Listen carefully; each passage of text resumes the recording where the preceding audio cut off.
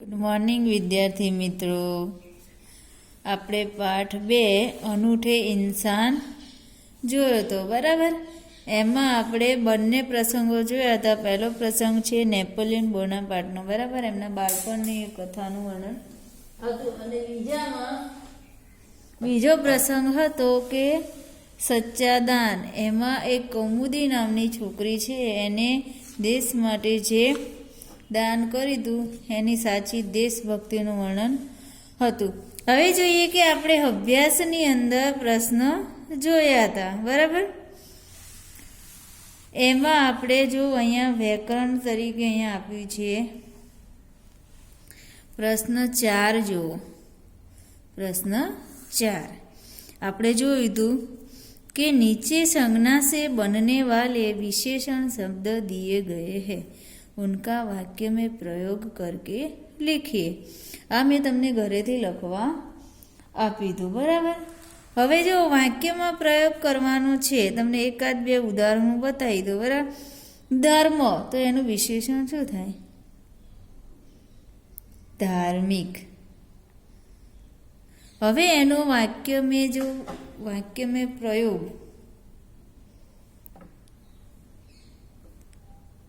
धार्मिक लोग मंदिर में दर्शन करने आए थे. આપણને જે આ શબ્દ આપ્યો છે ધર્મ, એનું આ વિશેષણ છે ધાર્મિક. આ ધાર્મિક પરથી આપણે વાક્ય બનાવવાનું છે કે धार्मिक लोग मंदिर में दर्शन करने आए थे. એવી જ રીતે જો રંગ, તો એનું શું થાય? રંગીન. આ એનું વિશેષણ છે. તો આપણે હવે એનું વાક્યમાં પ્રયોગ કરવાનો છે કે હમે રંગીન ચિત્ર પસંદ હૈ. હમે રંગીન ચિત્ર પસંદ હૈ. આ રીતે તમારે વાક્યમાં પ્રયોગ કરવાનો છે. બરાબર. હવે જુઓ કે પ્રશ્ન 5. પ્રશ્ન 5ની અંદર જો ઉદાહરણ કે અનુસાર લિંગ પરિવર્તન કીજીએ. તમારી એક્ઝામની અંદર એક્ઝામમાં તમારે હેતુલક્ષી જ પેપર આવે છે. બરાબર. હેતુલક્ષી આપણે મોટા પ્રશ્નોમાં બહુ ખાસ ધ્યાન દેવાનું નથી, હેતુલક્ષી વધારે આપણે કરવાનું છે. બરાબર. હવે જુઓ કે વ્યાકરણની અંદર ઉદાહરણ કે અનુસાર લિંગ પરિવર્તન કીજીએ. હવે લિંગ પરિવર્તન તો તમને આવડે જ. બરાબર. 5મા ધોરણમાં આપણે ભણી ગયા. તો અહીંયા ઉદાહરણ આપેલું છે, તો પુત્ર તો પુત્રી. બરાબર. હવે અહીંયા બીજું પહેલું છે કે મેઢક, તો શું થાય? મેઢકનું મેઢકી. શું થાય? મેઢકી. હવે અહીંયા જો તરુણ, તો તરુણનું શું થાય? તરુણી. ઉદાહરણ પ્રમાણે જ કરવાનું છે. દીર્ઘય વાળો શબ્દ બનાવવાનો, આપણે દીર્ઘય જ લગાવવાની ખાલી. બરાબર. હવે જો અહીંયા કુમાર, તો શું આવે? કુમારી. શું આવે? કુમાર, તો કુમારી. હવે જો એના પછી 4 નંબર પર છે દેવ, તો શું આવે? દેવી. દેવ તો દેવી. હિરણ, તો શું આવે? હિરની. શું આવે? હિરણ, તો એનું લિંગ પરિવર્તન થાય હિરની. હવે જોઈએ કે બીજું ઉદાહરણ છે, એ પ્રમાણે આપણે લિંગ પરિવર્તન કરવાનું છે. અહીંયા સાપ આપ્યું છે, તો એનું શું થયું? સાપીન. આ ઉદાહરણ પ્રમાણે જ આપણે અહીંયા નીચે કરવાનું છે. ચલો કુમ્હાર, તો શું થાય? કુમ્હારીન. શું થાય? કુમ્હારીન. હવે શું છે? નાગ, તો શું થાય? નાગીન. એનું લિંગ પરિવર્તન શું થાય? નાગ, તો નાગીન. હવે બાઘ, બાઘનું શું થાય? તો બાઘીન. શું થાય? બાઘીન. હવે જુઓ કે એના પછી છે ધોબી. તો ધોબીનું શું થાય? તો ધોબીન. શું થાય? ધોબીન. પછી ગ્વાલા. તો ગ્વાલાનું લિંગ પરિવર્તન શું થાય? તો ગ્વાલીન.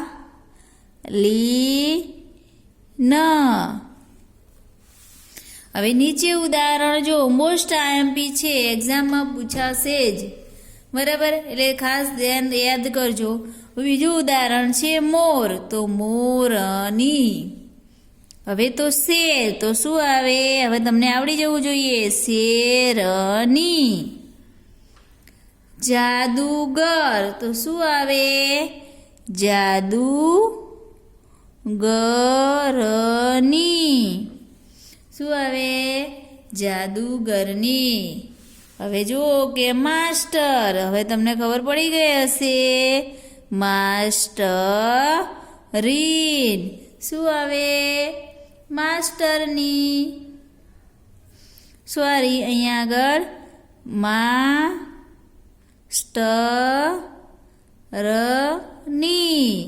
શું આવે? માસ્ટરની. હવે અહીંયા છે ડોક્ટર. તો ડોક્ટરનું શું થાય? ડોક્ટરની. એના પછી છે ઊંટ. તો શું આવે? ઊંટની.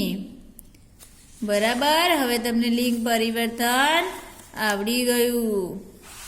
હવે જુઓ प्रश्न 6 છે. प्रश्न 5 में जिन शब्दों के लिंग परिवर्तन किए हैं उनका वाक्य में प्रयोग कीजिए. બરાબર. આ તો ઉદાહરણ જ છે, એ ખાલી તમારા નોટબુકમાં લખવાનું છે. હવે જુઓ આપણે જે 5મા પ્રશ્નની અંદર જોયું લિંગ પરિવર્તન કર્યું આપણે અહીંયા. હવે આ લિંગ પરિવર્તન જે આપણે ઉપર જોયું કે ધર્મ તો ધાર્મિક, આનો જે વાક્ય પ્રયોગ કર્યો એ રીતે તમારે આ જે આપણે લિંગ પરિવર્તન કર્યું એનું વાક્યમાં પ્રયોગ તમારે કરવાનું છે. હવે જુઓ કે પ્રશ્ન 7 चित्र के आधार पर चर्चा करके कहानी लिखिए. હવે જુઓ કે આ કહાની હું તમને કહી દઉં. બરાબર. જુઓ પહેલું ચિત્ર છે, પછી બીજા ચિત્રની અંદર જુઓ, ત્રીજું ચિત્ર જુઓ, ચોથું જુઓ અને 5મું. હવે જુઓ કે ચિત્ર કે આધાર પર ચર્ચા કરકે કહાની લીધીએ. પહેલાં હું તમને ગુજરાતીમાં કહી દઉં કે એક જંગલ હોય છે, જંગલની અંદર એક તળાવ હોય છે, તળાવને કિનારે એક વૃક્ષ હોય છે.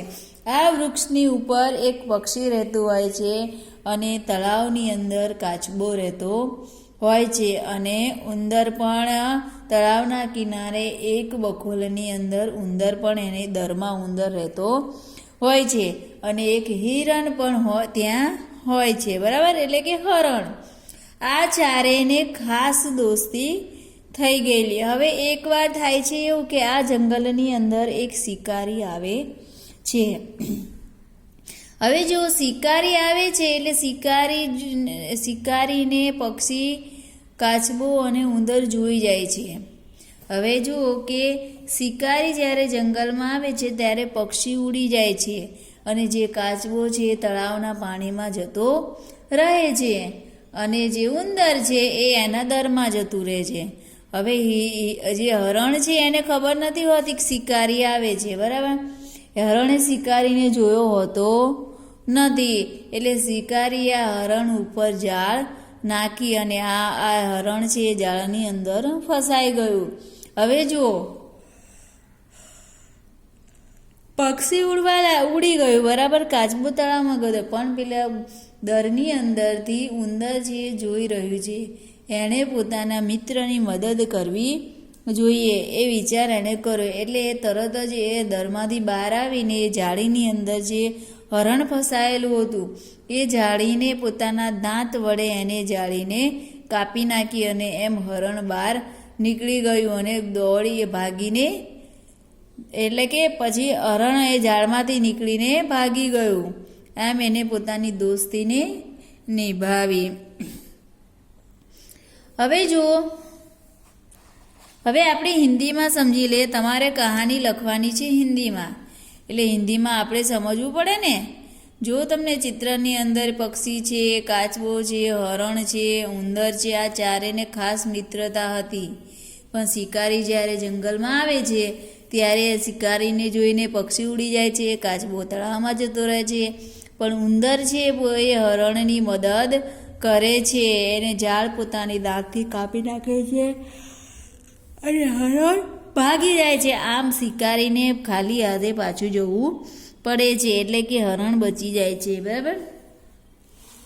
હવે જોઈએ કે હિન્દીમાં કહાની चित्र के आधार पर कहानी लिखिए. तो तमारे कहानी लखवानी छे कि एक जंगल था, एक जंगल था, जंगल में एक तालाब था, तालाब के किनारे एक पेड़ था और पेड़ के ऊपर एक पक्षी रहता था और तालाब के अंदर एक कछुआ रहता था.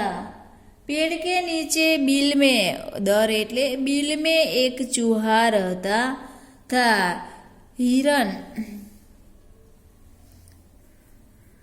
तालाब में एक दिन हिरन पानी पीने के लिए आया. इस तरह हिरन हर रोज तालाब में पानी पीने के लिए आता था.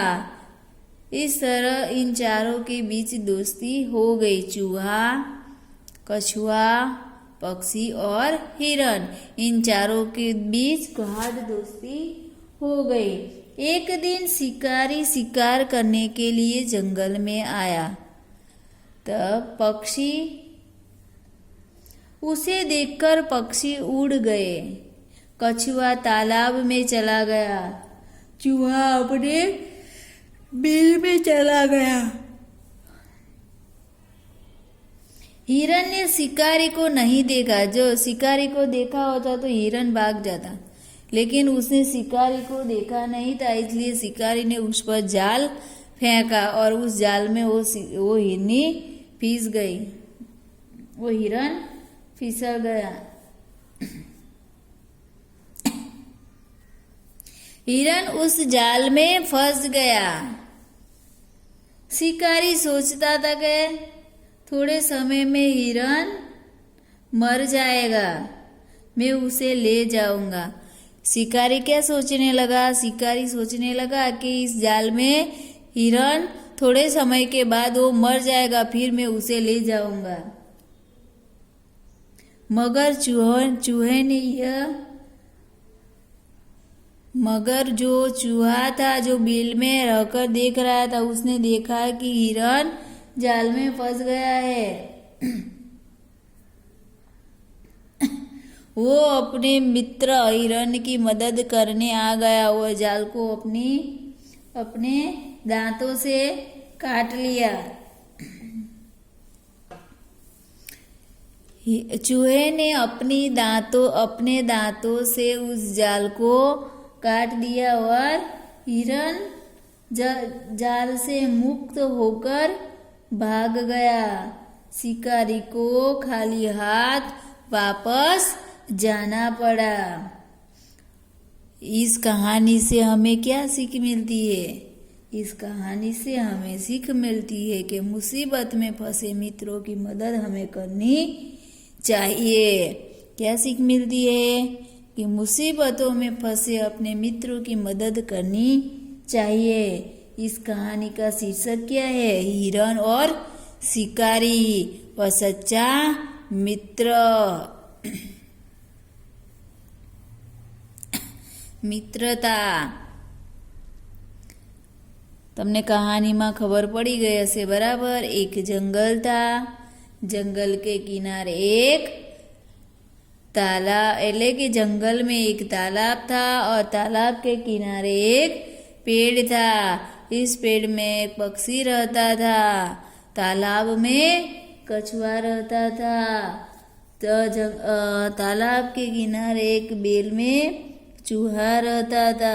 हिरन तालाब में हर रोज पानी पीने के लिए आता था, इसलिए इन चारों के बीच में मित्रता हो गई।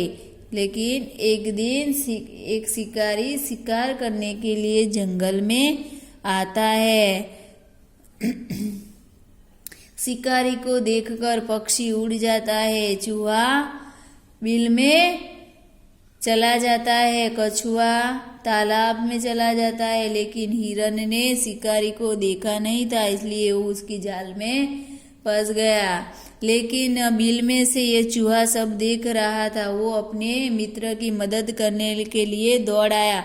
उसने अपने दांतों से उसकी जाल को काट दिया और जब उसकी जाल कट गई तब हिरन उससे भाग गया और शिकारी को खाली हाथ वापस जाना पड़ा।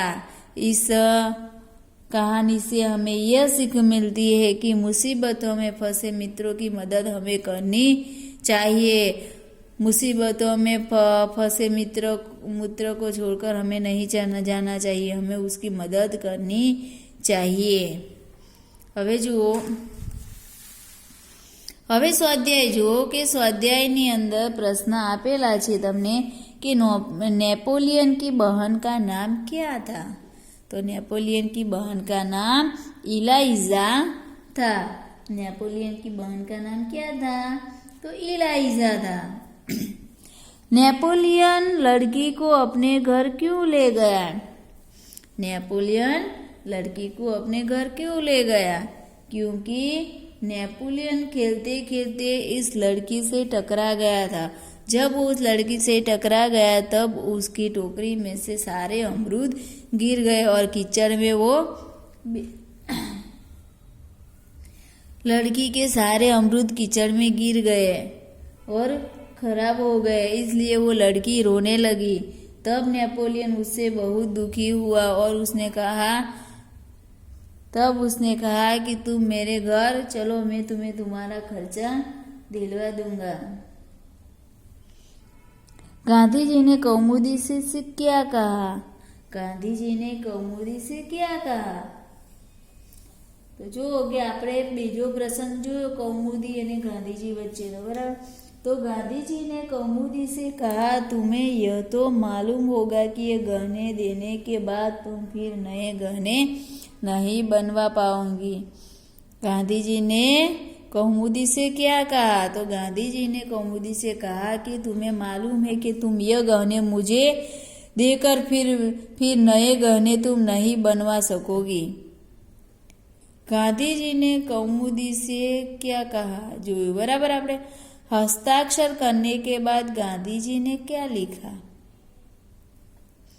जो है कि हस्ताक्षर करने के बाद गांधी जी ने क्या लिखा? तो हस्ताक्षर करने के बाद गांधी जी ने यह लिखा कि तुम्हारे इन आभूषणों की अपेक्षा है तुम्हारा त्याग ही सच्चा आभूषण है। तमे जोयुं के लास्ट में જ્યારે પાઠ પૂરો થાય છે ત્યારે લાસ્ટ પેજમાં આપેલું હોય છે છેલ્લી પંક્તિઓમાં કે तुम्हारे इन आभूषणों की अपेक्षा तुम्हारा त्याग ही सच्चा आभूषण है।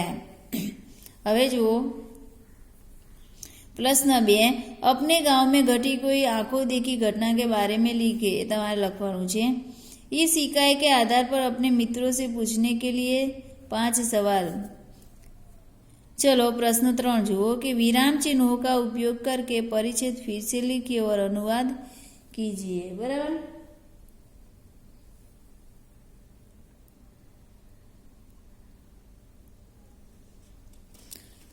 હવે એનો અનુવાદ કરવાનો છે અને વિરામ ચિહ્નો મૂકવાના છે। જો આપણે વાંચીએ કે दुर्गावती बचपन से ही बहादुर थी, उन्हें युद्ध करने में अपूर्व धैर्य, दूरदर्शिता, अटूट साहस और स्वाभिमान जैसे गुण विरासत में मिले थे। जहाँ वे सुशील, कोमल, अति सुंदर और भावुक थी, वही दूसरी ओर वो साहसी और वही दूसरी ओर वो दूसरी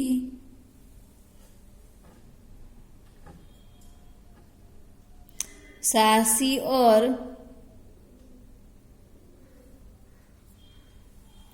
अस्त्र शस्त्र चलाने में भी निपुण थी। शिकार खेलने में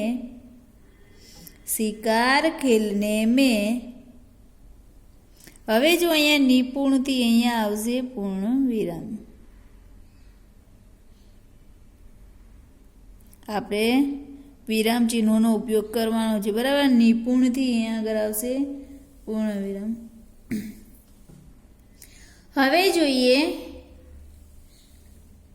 शिकार खेलने में उन्हें विशेष रुचि थी। वे तीर और बंदूक का अचूक निशाना लगाने में भी कुशल थी। पूर्ण विराम. बराबर. હવે આપણે એનો અનુવાદ કરવાનો છે, બરાબર. અનુવાદ તમે આ તો અત્યારે આપણે COVID-19માં અત્યારે જો કોરોનાના લીધે તમારે એક્ઝામ પણ સરળ થઈ ગઈ છે, ખાલી હેતુલક્ષી જ પેપર આવે છે. અને જ્યારે આપણે એક્ઝામ લેતા હતા પરીક્ષામાં ત્યારે તમારે આ અનુવાદ તો મોસ્ટ આઈએમપી છે, અનુવાદ પૂછાતો જ, બરાબર. જોઈએ અનુવાદ આપણે. दुर्गावती बचपन से ही बहादुर थी. હવે જો કે दुर्गावती बालपणથી જ बहादुर હતી. उन्हें युद्ध करने में अपूर्व धैर्य, दूरदर्शिता, अटूट साहस और स्वाभिमान जैसे गुण विरासत में मिले थे. હવે જો કે તેમને યુદ્ધ કરવામાં અપૂર્વ ધૈર્ય, દૂરદર્શિતા, અટૂટ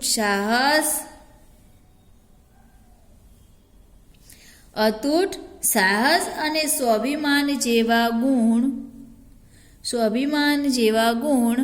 વિરાસત મેં મિલે થે, એટલે કે વારસામાં મળ્યા હતા. जहाँ वे सुशील, कोमल, अति सुंदर और भावुक थी. जहाँ वे सुशील,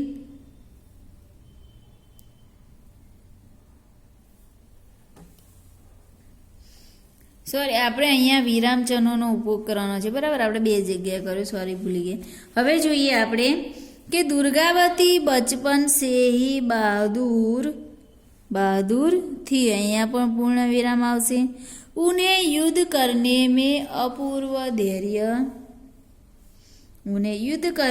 अपूर्व धैर्य, दूरदर्शिता, अटूट साहस और स्वाभिमान जैसे गुण विरासत में मिले थे. जहाँ वे सुशील, कोमल, अति सुंदर और भावुक थी. विराम चिन्हों मुकता रहेजो, बराबर. वही दूसरी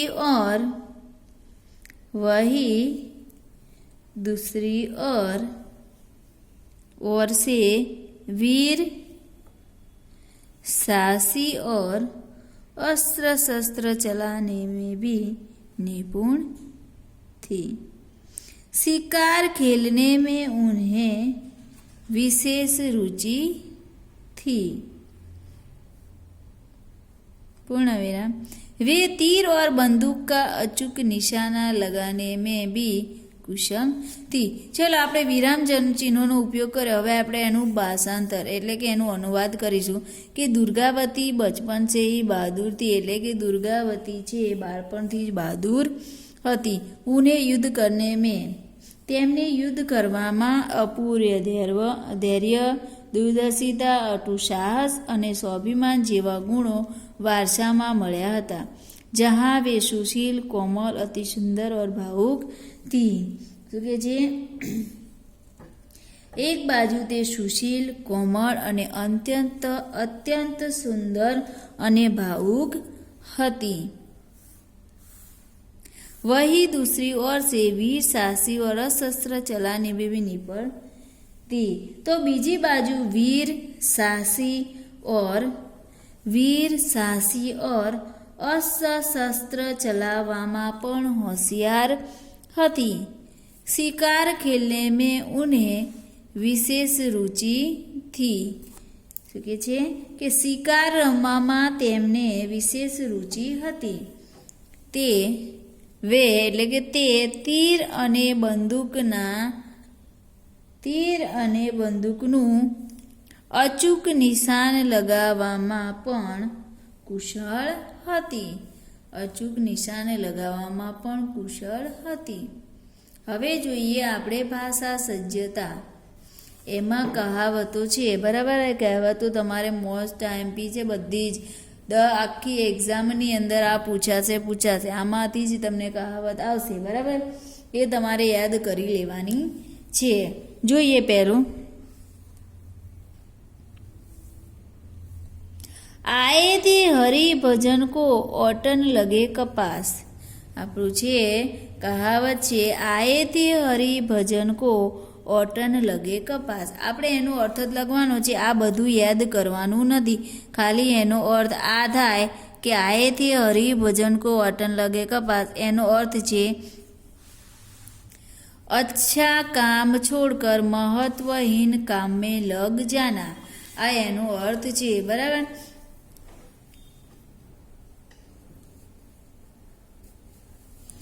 હવે જો આમાં એનો અર્થ શું થાય છે કે આયેથી હરિભજન કો અટન લગે કપાસ, એટલે કે તમને કોઈ મહત્વનું કામ કરવા માટે મોકલ્યા હોય અને તમે ત્યાં જઈને એ કામને પડતું મૂકીને કોઈ બીજા કામમાં લાગી જાઓ, એને એવું કહેવાય કે આયેથી હરિભજન કો અટન લગે કપાસ, એટલે કે અચ્છા કામ છોડકર મહત્વહીન કામ में लग जाना।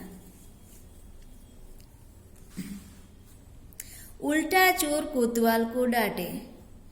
उल्टा चोर कोतवाल को डांटे। હવે જો એનો અર્થ થાય છે કે અપરાધી દ્વારા નિર્દોષ કો ધમકાના, એટલે કે અપરાધી દ્વારા નિર્દોષ કો ધમકાના, એનો અર્થ થાય છે। તમારે આટલું જ યાદ કરવાનું છે, આ બધું યાદ કરવાનું નથી, ખાલી આટલો અર્થ એનો યાદ કરવાનો છે કે અપરાધી દ્વારા નિર્દોષ કો ધમકાના। ચોર છે એને ચોરી કરી છે છતાં જે કોટવાલ છે, જે પોલીસને એ ધમકાવે છે, એનો કહેવાનો અર્થ એ થયો કે અપરાધી દ્વારા નિર્દોષ કો ધમકાના। હવે જો એના પછી છે ઊંચી દુકાન ફીકા પકવાન, એટલે કે કોઈ પણ દુકાનની પ્રસિદ્ધિ હોય, બરાબર, એની પ્રસિદ્ધિ એટલે કે એની જે એડવર્ટાઇઝ છે એ સાંભળીને આપણે ત્યાં વસ્તુ ખરીદવા જઈએ, પણ ત્યાં જોઈને જોઈએ તો એ બધી જે વસ્તુ છે બધી જ ઘટિયા તુચ્છ હોય, ખરાબ નીકળે, બરાબર। એટલે એનો કહેવાનો અર્થ આપણે અહીંયાથી જ લખવાનું છે કે ઊંચી દુકાન ફીકા પકવાન, અર્થાત પ્રસિદ્ધિ કે અનુસાર ન હોના, પ્રસિદ્ધિ કે અનુરૂપ ન હોના। एक तो करेला ऊपर से नीम चढ़ा। હવે જો એક ગુણ તો એનામાં હતો જ, પાછું એને બીજો ગુણ એનામાં શરૂ કરે, એટલે કોઈ દારૂ પીતો હોય અને પાછું જુગારે રમવાનું ચાલુ કરે, એટલે કે એક ગુણ હોય અને બેનામાં બીજો ગુણ પણ આવે, એટલે કે કહેવાનો અર્થ છે એક દોષ કે સાથ दूसरा दोष भी लग जाना। એનો અર્થ શું થાય? એક दोष के साथ दूसरा दोष भी लग जाना। एक सड़ी मछली सारे तालाब को गंदा करती है। एक सड़ी मछली सारे तालाब को गंदा करती है। હવે જો કે એનો અર્થ થાય છે કે એક की बुराई के कारण सबकी बदनामी होना। एक की बुराई के कारण सबकी बदनामी होना। તમારે આટલી જ લીટીને યાદ કરવાની છે। આ અર્થ વિસ્તારનો આ જવાબ છે, બરાબર।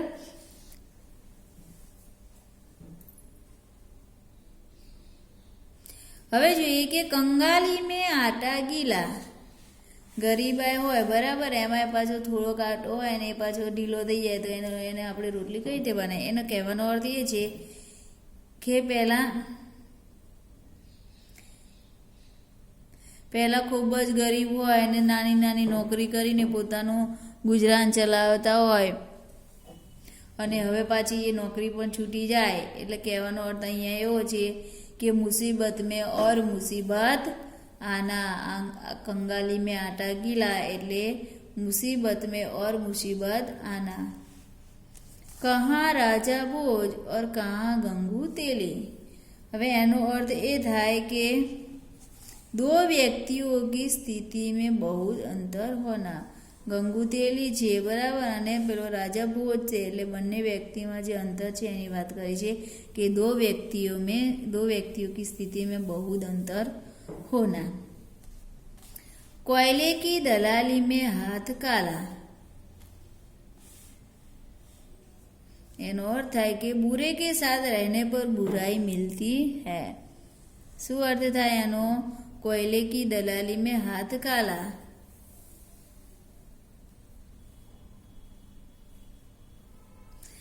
उसका साथ छोड़ दो पूरा गुंडा है कभी तुम्हें भी ले बैठेगा, जानते नहीं कोयले की दलाली में हाथ काला, એટલે કે કોઈ ગુંડો હોય અને એની સાથે તમે પરો તો એને પણ એ ગુંડા કોઈ બેસાડી દે એમ, એટલે કહેવાનું એમ કે બુરે કે સાથ રહેને પર બુરાઈ મિલતી હે, કોઈનો તમે સંગ કરો, કોઈ બુરી સંગત કરતો વ્યક્તિ સાથે તમે એના સંપર્કમાં આવો તો એની બુરી સંગત આપણને પણ લાગી જાય, એટલે કે છે કે બુરે કે સાથ રહેને પર બુરાઈ મિલતી હે।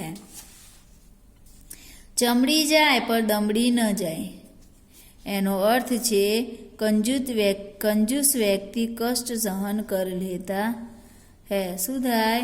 કંજૂસ વ્યક્તિ કષ્ટ સહન કરી લેતા હે। હવે જો કોઈ વ્યક્તિ બીમાર હોય અને બીમાર હોય છતાં પણ એ દવાખાને ન જાય બરાબર, એનો અર્થ એ થાય કે કંજૂસ વ્યક્તિ કષ્ટ સહન કરી લેતા હે। દવાખાને જાય તો પૈસા જાય ને, પૈસા આપો તો જ દવા આપે ને, એટલે કે છે કે કંજૂસ વ્યક્તિ કષ્ટ સહન કરે પણ દવાખાને જાય નહીં, એટલે કે બીમાર વ્યક્તિ દર્દ સહન કરે પણ હોસ્પિટલમાં જાય નહીં, એટલે કે કંજૂસ વ્યક્તિ કષ્ટ સહન કરી લેતા હે એનો અર્થ। जो गरजते हो बरसते नहीं, जो गरजते हैं सो बरसते नहीं, जो गरजते हैं सो बरसते नहीं।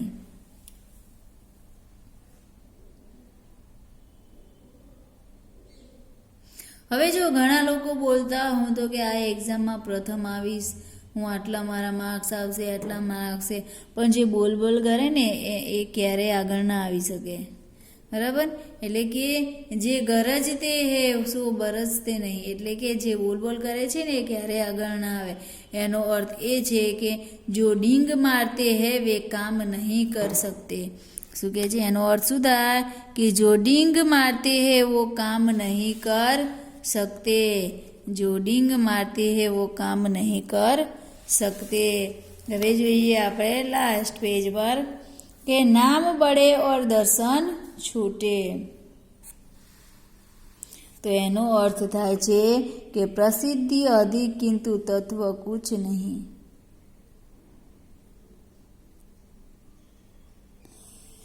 तुम्हारे विद्यालय की प्रशंसा बहुत सुन रखी थी पर आकर देखा तो पढ़ाई का स्तर कुछ भी नहीं, એટલે કહેવાનો અર્થ કે તમે ઘણી જગ્યાએ ઘણી પ્રશંસા સાંભળો છો કે પેલી સ્કૂલ આવી છે પણ ત્યાં જઈને તમે જુઓ તો ત્યાં આગળ ભણાવવાનું કોઈ સારી રીતે ભણાવતા ન હોય, એટલે કહેવાનો અર્થ કે પ્રસિદ્ધિ અધિક કિંતુ તત્વ कुछ भी नहीं। बोया पेड़ बबूल का आम कहाँ से पाए, બોયા પેડ બબૂલ કા આમ કહા સે ભાઈ, તમે બબૂલનું પેડ બરાબર એટલે કે એનું વૃક્ષ વાવો અને તમે એના પર કેરીને શોધો તો ના આવે, એટલે કે બાવળ તમે ઉગાડો અને બાવળને મોટો કરો અને પછી તમે એમ કહો કે અહીંયા કેરી આવે તો ક્યાંથી આવે, એટલે કહેવાનો અર્થ કે બુરે કામો કા અચ્છા ફલ નહીં મિલતા। શું એનો અર્થ થાય કે बुरे कामों का अच्छा फल नहीं मिलता। बधी ज कहावतो तमारे याद करवानी छे બરાબર. હવે આપણું પાઠ પૂરો થાય છે અને હવે પછીનો લેક્ચર આવશે એટલે આપણે પાઠ 3 જોઈશું. જરા મુસ્કુરાઈએ. બરાબર. ચલો બાય.